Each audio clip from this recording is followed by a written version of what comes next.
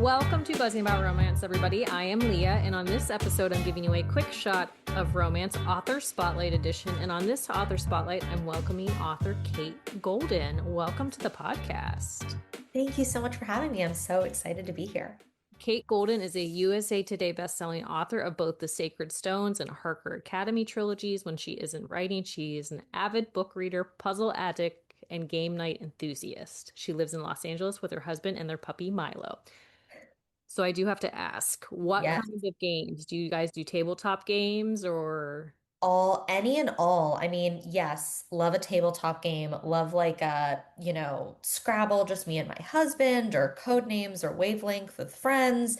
But also we'll do, I don't know if you've ever heard of like Avalon. It's kind of like Mafia or Werewolf, those games that are kind of like everybody pretends to be something like those kind of Oh, games. okay, yeah.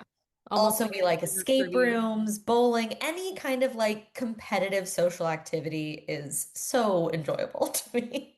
I like a tabletop game. Like Yeah. I'm very competitive and my oldest is very competitive. Like when it Oh comes my to gosh, games, fun. like when in his sports life, not so much, but like tabletop games, he gets very intense. And so it can lead to tears in our house. Oh my gosh. I Well, mean, then you have certain games you have to avoid, like the ones that really bring out the worst in people. I've seen it. I've seen it happen. I know sorry. I mean, when they were younger, I mean, I still like a good game of Sorry, but Sorry, if he Oh didn't, yeah. tears would always happen. My in-laws get real intense about Monopoly. Like if we're Oh, gonna play Monopoly, like there are going to oh, be my feuds that will husband. last the weekend. Yeah, my husband, like the hotels, oh Oh man, yeah. it's crazy. People can just be ruthless. They They're can, like, I'm going to take you for everything you're worth. And you're like, you are my blood relative. What's going on? yeah. Like the true feelings sometimes come out in game night. Yeah, it's intense. It's therapeutic, cathartic, some might say. So, why a writer? Oh, great question right off the bat.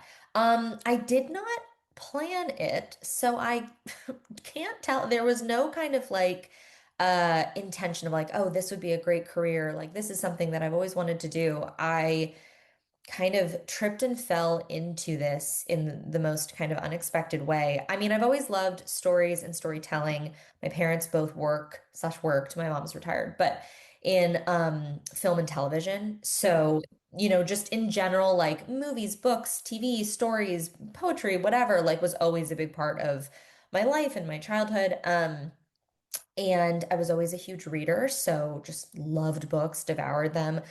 Thought, occasionally like maybe I'd go into publishing, but I Mhm. didn't. I didn't live in New York, so I sort of like had no connection to that world. And then later in life, after I had started a totally different career, it was the pandemic, and I, like a lot of people, was, pretty bored. Like my job had sort of like stalled out in a lot of ways. We were all just kind of, I was working in a movie studio and we weren't making movies. So I was kind of just sitting around waiting for the pandemic to end, kind of like going over old material that was not going to get made anytime soon, and was reading up a storm, and was on a vacation with my husband and couldn't get into any of the books I brought. And he suggested that I try to write the thing that I wish the books were. Because I Mhm. kept saying, why doesn't this have this? Or I would love this if it had this element. Or I just keep waiting for this to happen, but it's not happening. And so my husband was like, it sounds like you know exactly what you want to be reading, but it doesn't exist. Like you should just write it.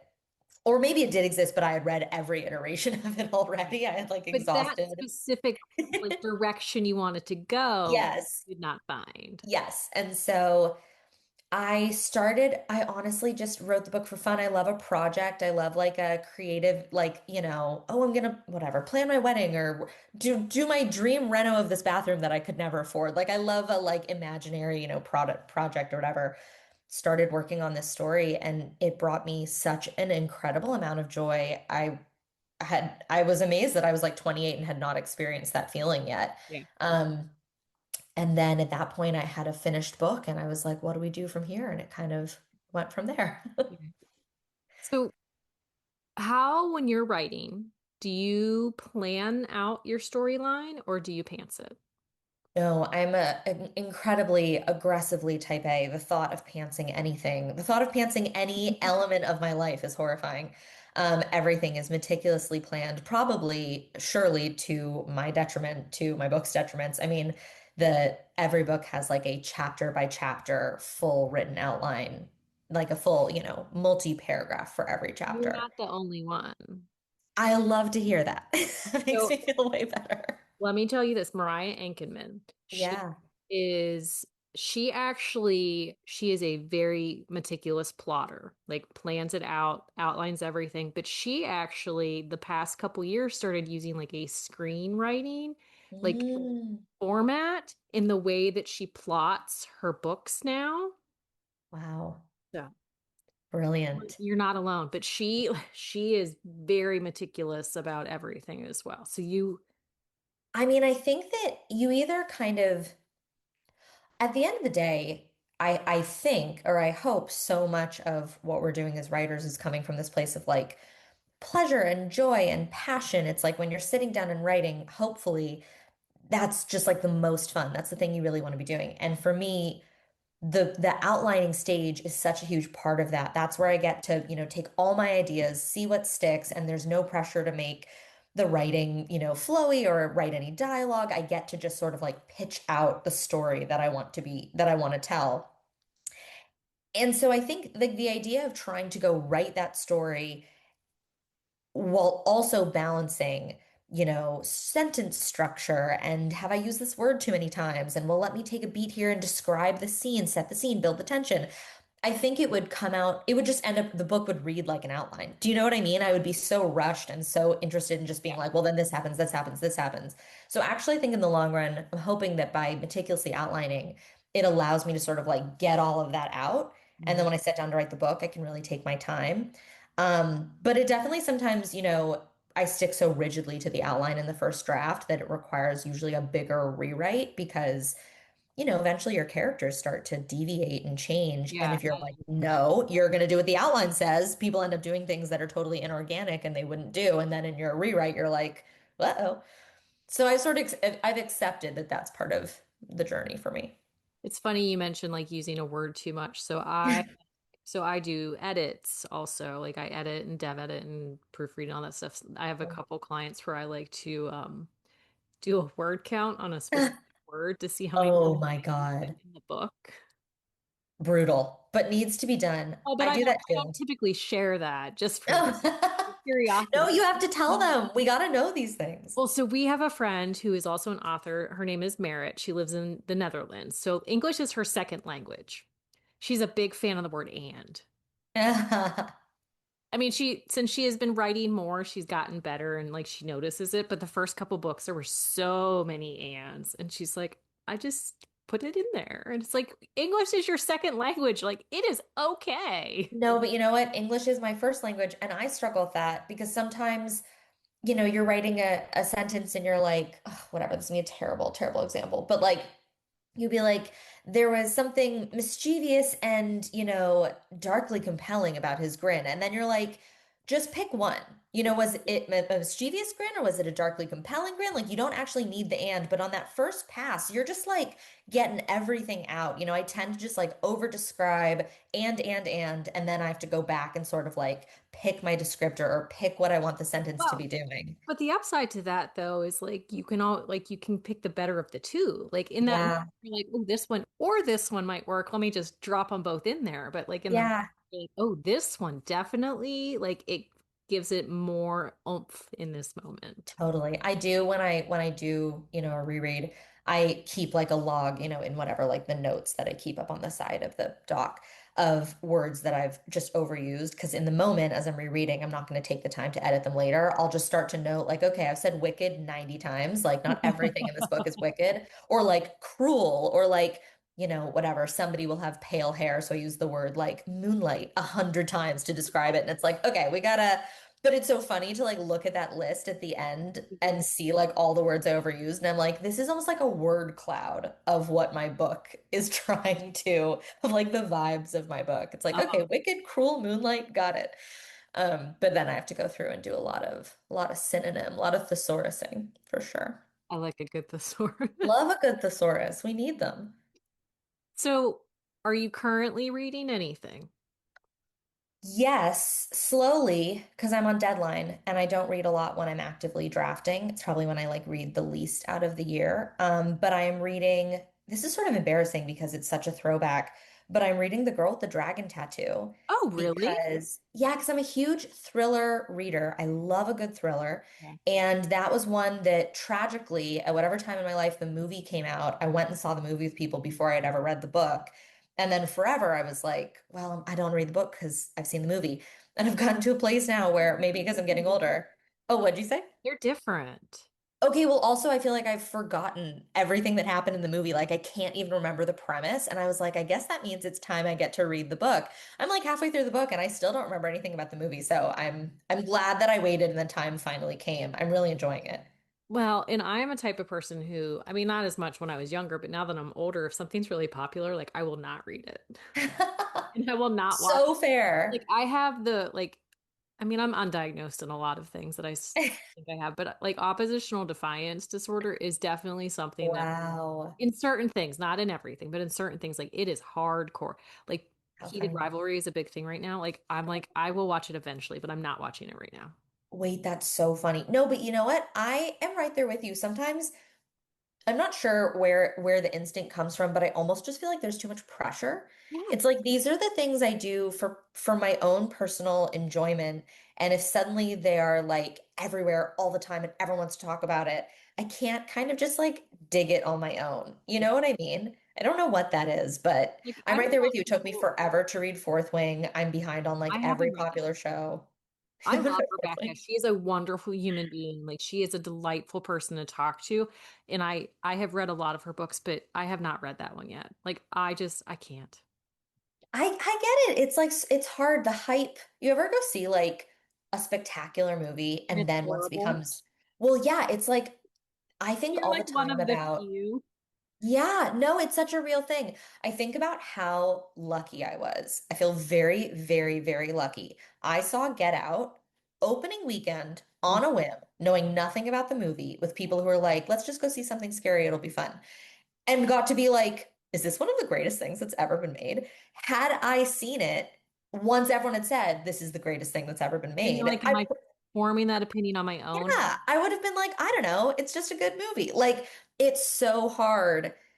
I think that once like there's so much hype and everyone's talking about it, it's all over social media and everyone is analyzing something, you can't even really like form your own opinion anymore. Mm-mm. Well, so many people ruin it for you too. It's like, Yeah, I mean, I spoilers. don't mind a spoiler. I will fully admit that. But like if I'm going into something that where I don't want it to be spoiled, like I have almost guaranteed to like see something that I shouldn't have. And it's like Ugh, always. Trailers alone. Now we're just talking about movies, but like the trailer will spoil the movie for you. Sometimes like I don't even want to watch the trailer. it's it's vicious. Yeah. Vicious. I agree. So do you have any rituals or habits that help you stay focused and productive when you're writing?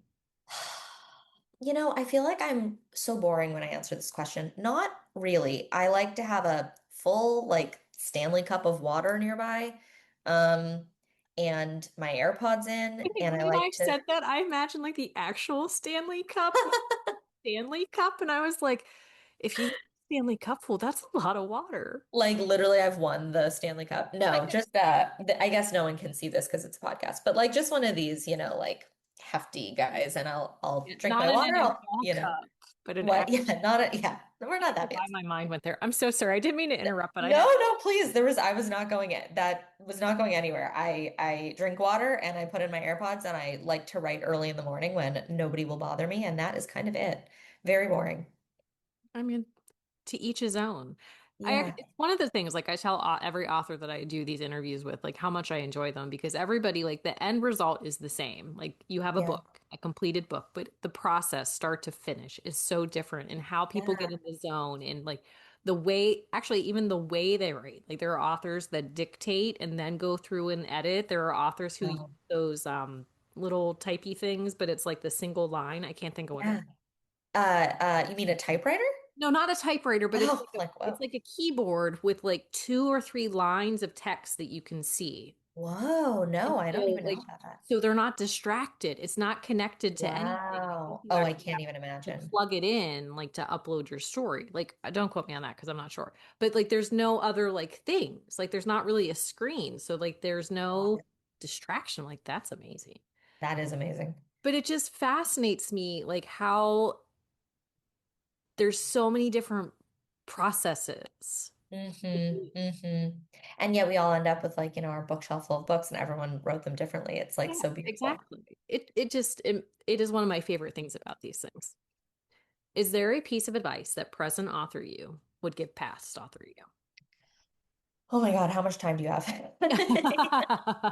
Yes, but also no, I don't know. I get a little woo-woo, like things are the way they're meant to be, like the butterfly. Like I wouldn't want to go back and change anything because it could change everything. But yes, on a more practical level, there are a couple things. I mean, I think this is sort of funny and probably more specific to like fantasy and to writing trilogies or series, but I wrote my first book thinking there would be no other books. I didn't think anyone would read it. I think had I known I was going to write an entire trilogy, I would have been like, don't paint yourself into all of these corners. Like, Yeah. don't come up with all these like plots and prophecies and things that you're going to have to deliver on later. I think writing the next two books, I like made things harder for myself, than they needed to be.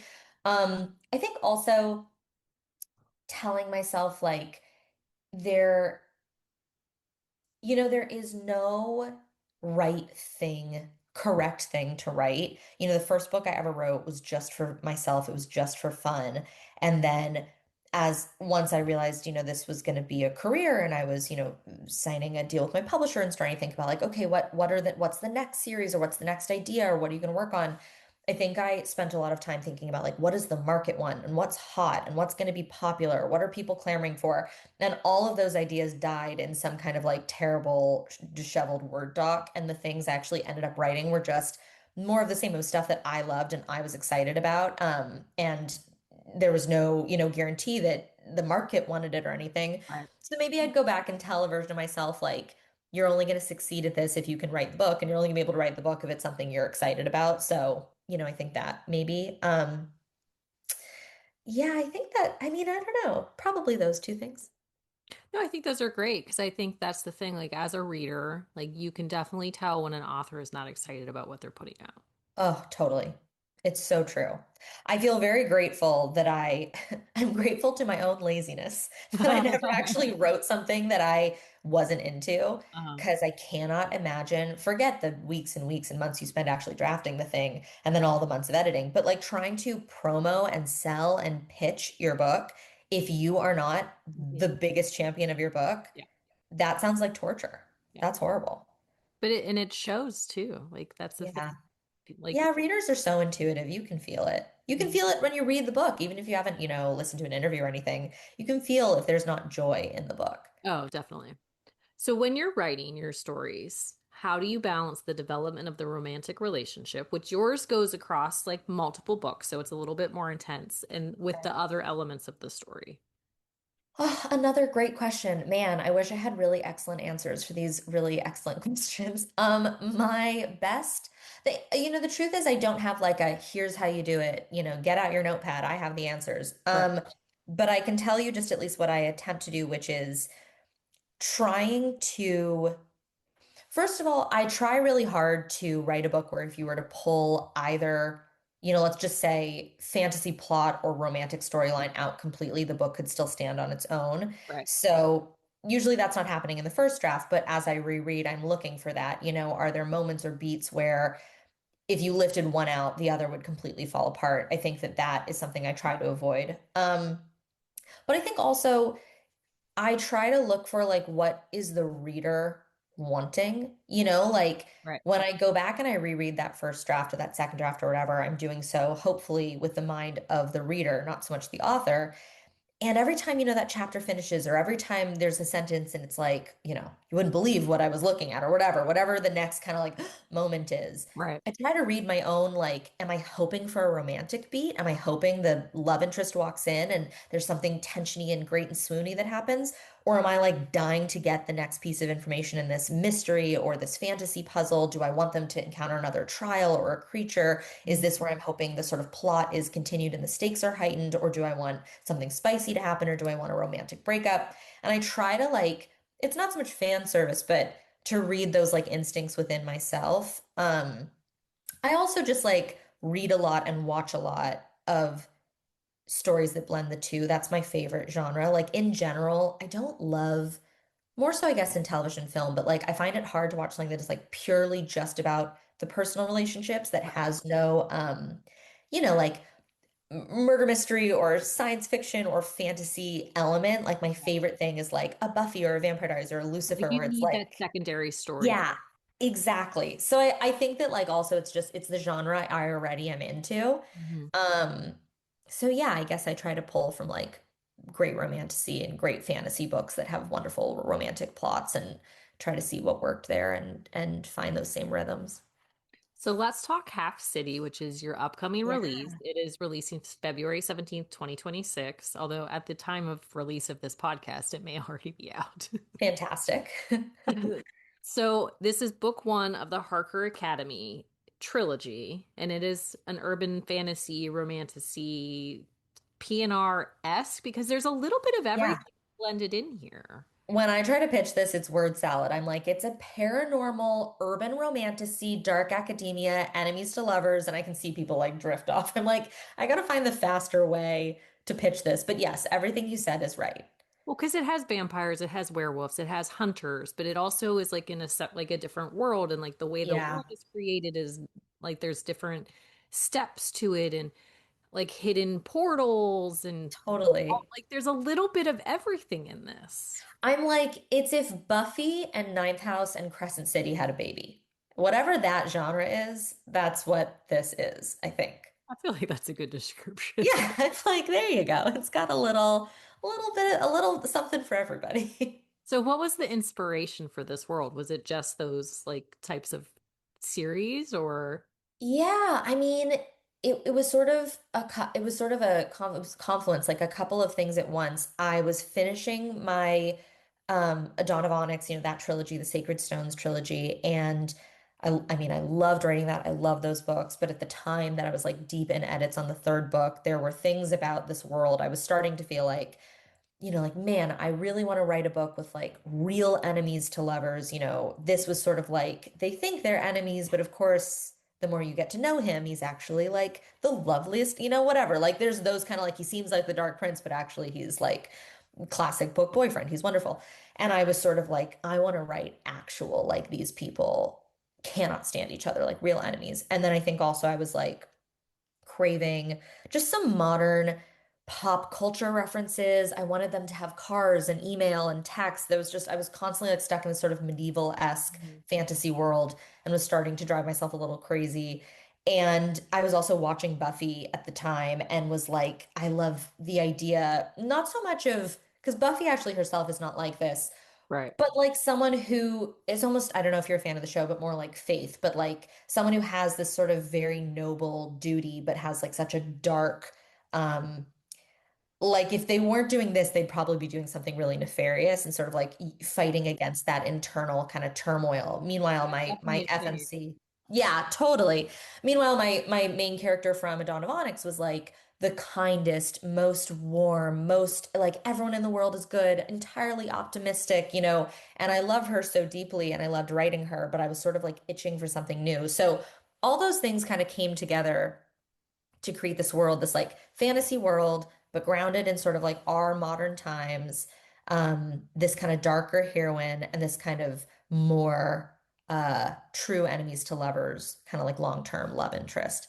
Um, and then yeah, the actual idea was sort of I don't know. I wish it sort of came from that. I think at the time I was also working a full-time job, writing books secretly under a pen name, like, writing at night and then going to the office during the day. And I felt like I had this sort of dark secret because nobody knew. And I felt, I think, some shame because I was like, by day, I help people who are creatives, and I'm always like, I'm not a creative, I'm just your studio exec. And then by night, I was like being a creative Yeah. myself. And so then I was like, maybe I'll write a character where I can sort of, work through some of those feelings of like wanting to figure out a way to be true to yourself and do the thing you really want to do. And I'm happy to say now I have since quit that job and I write full time. So the book helped me definitely work through some of that, but it was all those things kind of created this character. Well, but as the story plays out, like we have there's a lot of characters, which the Yeah. supporting cast is fantastic. Like there's Oh, thank humor, you. there's care, there's all of those things that we want in a supporting cast. But there's so many layers to all of them. Yeah. Because there's one character we find out, like she is who she is, but she's also somebody else, which I'm Yeah. being super vague because we're, No, totally. I appreciate yeah. it. I mean, That's that's a like big, the one thing I'm like, people, yeah, I don't want to spoil it either, and that's I'm a big scared I spoiler. will. And but when that showed up, I was like, that is an interesting turn of events. Yeah, it's funny. There is a lot of that thematically, not just in the book, but in the series. Okay. Like, are people who they say they are? What is it like to sort of be one person to the outside world and somebody else, on the inside? Then what is like the true version of you? I think it's a lot of working through ideas and concepts of like identity, like what makes you who you are. And also I think our main character is working through, so much. I think she really starts the book with a lot of self-loathing. Yeah. And the hope is sort of by the end of the book, there's some growth there, but really by the end of the series, there's hopefully, if I do my job right, a significant amount of growth there, but that doesn't really happen overnight. So, yeah, all the characters in some way are sort of working through some kind of like identity crisis.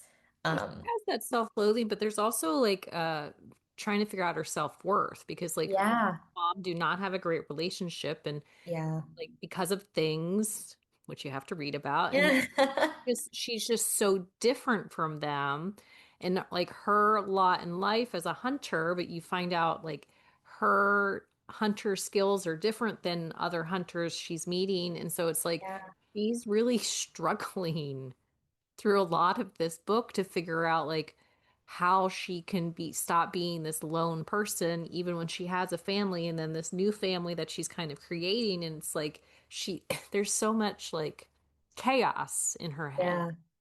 Yeah, and I think like I don't know if you know people like this or have close friends like this or whatever, but like, and I will candidly say this is not something that I personally deal with, but have you ever known someone like I have a good friend, it's like they kind of are always feeling like they're a loner, no matter how many found families or real families or colleagues or whatever, people who constantly want to be there and show up for them. Yeah. They have this sort of self-identification of like, I'm on my own. It's easier to be on my own. I'm a lone wolf. Yeah. And it takes, frankly, a lot of growth and therapy and, care to get to a place where you're like, oh, it doesn't have to be that way, Like, I think that's something that Viv is really dealing with. And it makes sense, again, without spoiling anything, like she has had some serious trauma Yeah. that has led her to perceive herself and the world this way and to feel like it's not worth getting super close to people. Um, and yet, these people show up in her life, these friends, these love interests, that want to be there for her. And they keep showing up. I think that's one of the Yeah. big things is like she has essentially has tried to isolate herself, but she has Yeah. people in her life that continue to show up, and Yeah. it's hard for her to accept that they're continuing to show up. And it's like no matter how much she's like, I'm a lone wolf, I do things on my own. Like They're like, she's no, you're not allowed to do that. And she like loves these people. So like even though she doesn't want to admit it, especially with her new friends, when push comes to shove, she's going to be the first one there when they're struggling. She's like fiercely loyal. So yeah, again, that's another way that she's like battling. It's like this internal battle of like who she thinks she should be versus at the end of the day who she is, which is someone who like is always going to be there for her friends and the people that she cares about. There's so much happening in this book, and Viv has been invited to this Harker Academy to learn about more of being a hunter and all those things. And then, but as the story progresses, we like there are students that she meets, they start to disappear, and so there's this whole mystery side to her really coming to terms with who she is at the same time. Yeah, yeah. No, I mean, there's a lot, she's balancing a lot, and as a writer, it was my own fault, but I was balancing a lot because, you do have this, coming of age story sort of for Viv and a story of self-worth and self-acceptance. And then you have this, like, as you said, the school, the friends there, this love story, and then also this mystery, the central mystery, because something Mhm. is something is wrong at this academy, and she is the one that sort of discovers this and has to figure it out with the help of, yes, this enigmatic, broody Hmm. demon teacher that we haven't quite figured out if he's what his intentions are. Yeah, there's so much happening in this book, and there's layers and characters on both sides where it's like you have to wonder as a reader, like how it's all going to come together. Yes. I will say this. I think one of the things that always really interests me in stories, in fantasy especially, is I'm much more interested in the books where there is more of a complicated, nuanced blend of good and evil rather than the sort of, by the way, not to knock these fantastic series that I love, but like the Lord of the Rings, the Star Wars, the classic good versus evil, like Yeah. the sort of that archetype, which is great. I feel like lately at least I'm very excited about, and I'm interested in digging into ones where it's like a lot more complex than that, and maybe the answer is somewhere that's a little more gray, or like the world we've been told is not exactly, within the story, the setup we've been told isn't exactly how things are. Which I think is also such a huge part of romantasy, because so often we have these villains that end up being these like wonderful romantic love interests. And Yeah. it is so much about like, well, where there's darkness, there's light, and we have to sort of look beyond what a person, it's the Beauty and the Beast thing. It's like things are not exactly what they seem. Hmm. There's, or the Hades Persephone, I think there's something that we all are interested in, in that sort of blend of light and dark. And so, yes, I'm playing with that for sure. I mean, it's intriguing. I'll tell you that.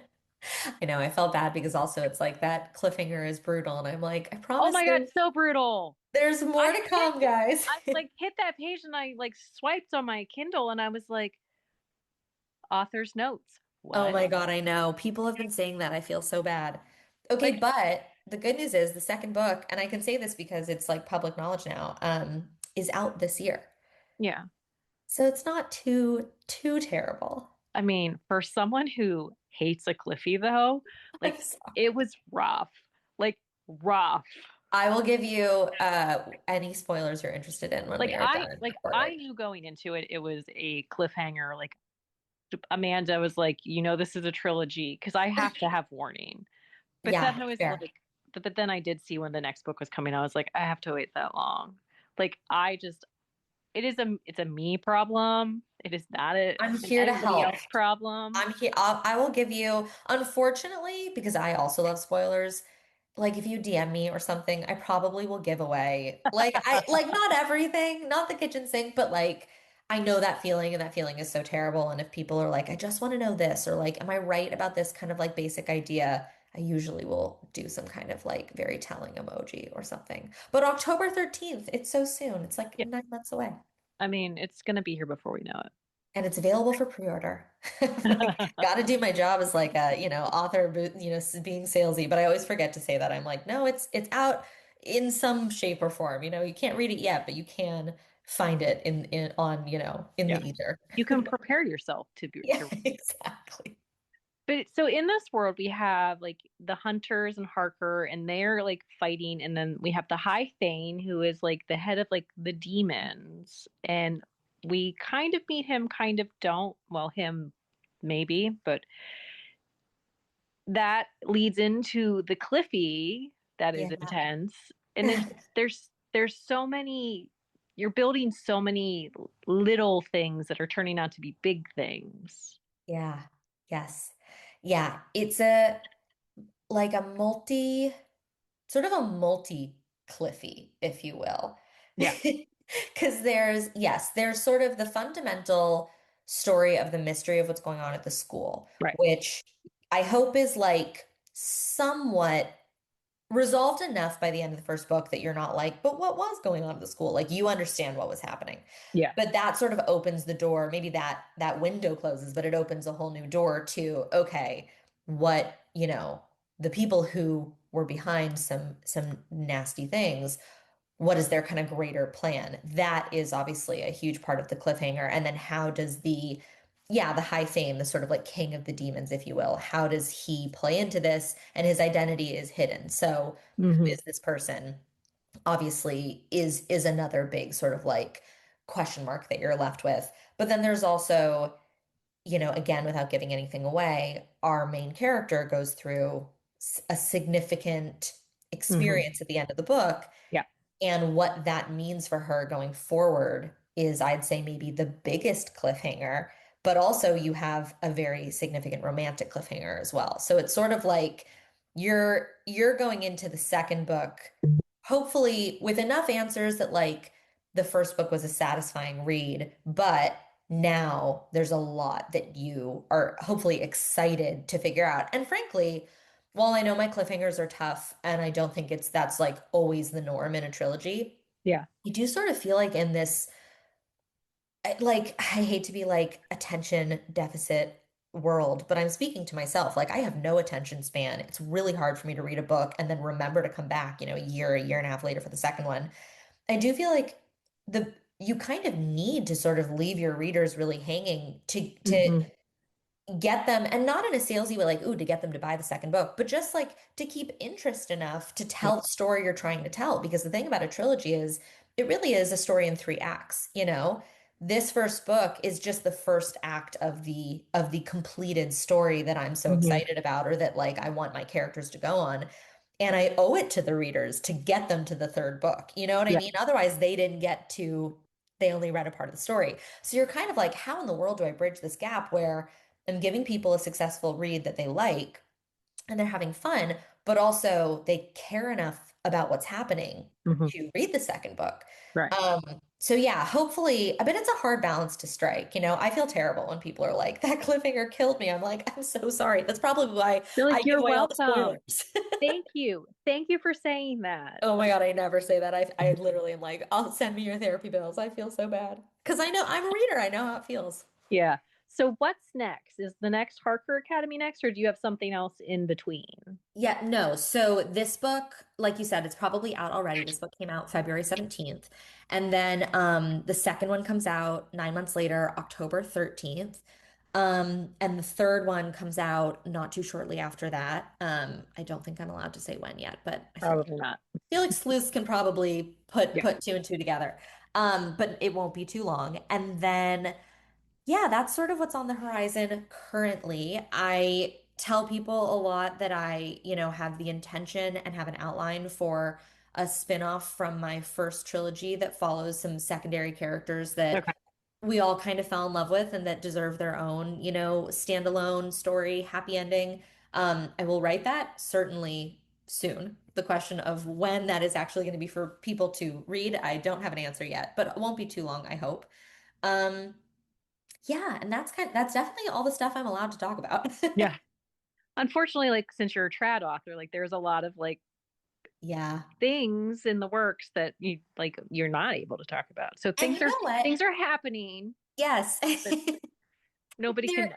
I always feel bad when I'm like, oh, I'm not allowed to, because it's not like Berkeley or like Payne Random House is like, you're gonna be in like author jail if you say Yeah. these things. It's more so that I just have so little control over, Yeah. dates, especially for things that are like more than a year away. Yeah. Dates and timing and what order they come out in. And I think the worst thing you can do is like get a reader excited and tell them something's going to And be. then it not happen.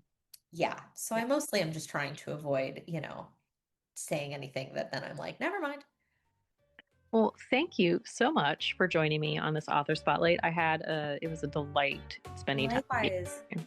So fun. So fun. Thank you so much for having me. This was a blast. And until next time, happy reading, everybody. Find us on Instagram at Buzzing About Romance or on Twitter at Buzzing Romance. If you like the podcast, please leave a review. If you'd like to support us directly, join the Bookcase and Coffee Patreon and receive exclusive content only available to Patreon members. Check out bookcaseandcoffee.com for our on-the-shelf show notes.